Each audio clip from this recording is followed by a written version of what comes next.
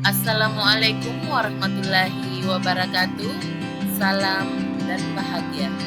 Saya Nur Asia, CGP Angkatan 9, Kabupaten Polewali Mandar. Kali ini saya akan memaparkan tugas koneksi antar materi modul 1.3. Kali ini tugas saya adalah mengaitkan materi-materi yang telah dipelajari dan materi lain yang relevan ke dalam rencana manajemen perubahan yang menerapkan paradigma dan model inquiry apresiatif. Kali ini pertanyaan pematik pada tugas ini adalah apa kaitan peran pendidik dalam mewujudkan filosofi pendidikan Ki Hajar Dewantara dan profil pelajar Pancasila pada murid-murid dengan paradigma inquiry apresiatif di sekolah. Kemudian pertanyaan pematik kedua adalah rumusan visi yang berkaitan dengan peran pendidik dalam mewujudkan filosofi pendidikan dengan menggunakan paradigma inquiry apresiatif. Sebelum masuk pada hubungan antar materi yang telah dipelajari, maka saya mengulas kembali dulu bagaimana pemikiran Ki Hajar Dewantara dengan pendidikan sebagai tuntunan yang dapat menuntut tumbuh atau hidupnya kekuatan-kekuatan yang dimiliki oleh anak dengan memperhatikan prinsip-prinsip dalam melakukan perubahan yang dilandasi dengan budi pekerti untuk membawa anak pada kebijaksanaan dengan memperhatikan kodrat alam dan kodrat zamannya. Dalam melakukan perubahan, maka perlu diperhatikan adalah tentang asas trikon, yaitu kontinuitas, konvergensi, dan konsentris. Di modul 1.2, saya mempelajari tentang nilai dan peran guru penggerak.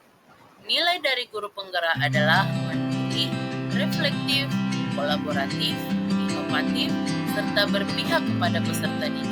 Sedangkan peran guru penggerak adalah menjadi pemimpin pembelajaran, menggerakkan komunitas praktisi, menjadi coach bagi guru lain, menjalin kolaborasi antar guru, dan mewujudkan kepemimpinan murid. Kemudian di modul 1.3 saya mempelajari tentang inquiry apresiatif atau IA, bagaimana manajemen perubahan bisa dilakukan di sekolah yang fokus pada kekuatan yang dimiliki anggota dan menyatukannya untuk menghasilkan kekuatan tertentu, di mana setiap orang memiliki hal positif yang dapat memberikan kekuatan. Yang perlu diperhatikan adalah perubahan positif yang paling penting dan berkesinambungan akan datang dari dalam. Manajemen perubahan dengan tahapan bagja mulai dengan mengidentifikasi hal baik, mencari cara mempertahankan, dan memunculkan strategi untuk mewujudkan ke arah yang lebih baik. Dari materi yang saya pelajari, maka kesimpulan yang saya ambil adalah dari filosofi Ki Hajar Dewantara itulah maka nilai dan peran guru penggerak dirumuskan dengan menggunakan paradigma inquiry apresiatif untuk menciptakan visi yang akan mewujudkan profil pelajar Pancasila, yaitu beriman dan bertakwa kepada Tuhan Yang Maha Esa, berakhlak mulia, berkebinekaan global, mandiri, gotong royong, bernalar kritis, dan kreatif.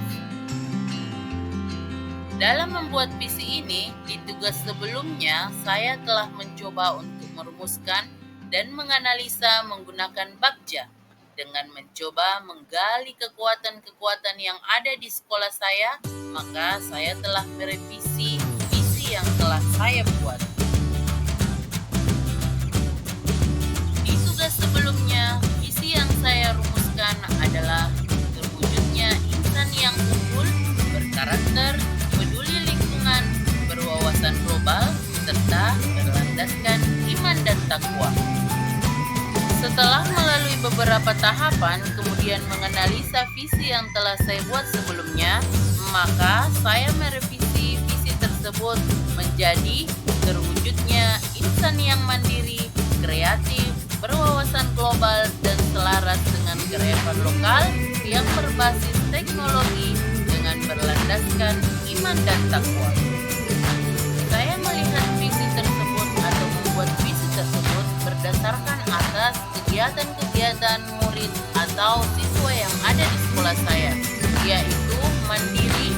Saat mereka diberikan tanggung jawab, maka mereka melaksanakannya dengan baik. Kemudian kreatif.